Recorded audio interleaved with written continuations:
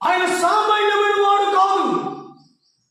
అగ్నిలోను పరిశుద్ధాత్మలోను బాప్తిస్మమిస్తాడు.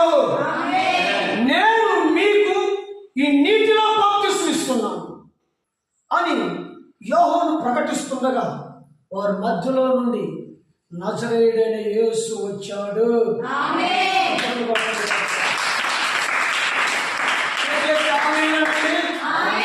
మరొకసారి చెప్పండి.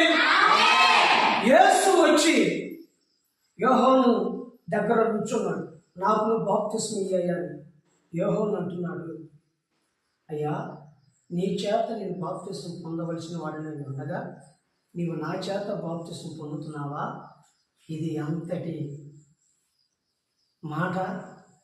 నేను నరుడును, నీ ద్వారాగా పంపబడ్డవాడిని, నీవు దేవుని కుమారుడవు.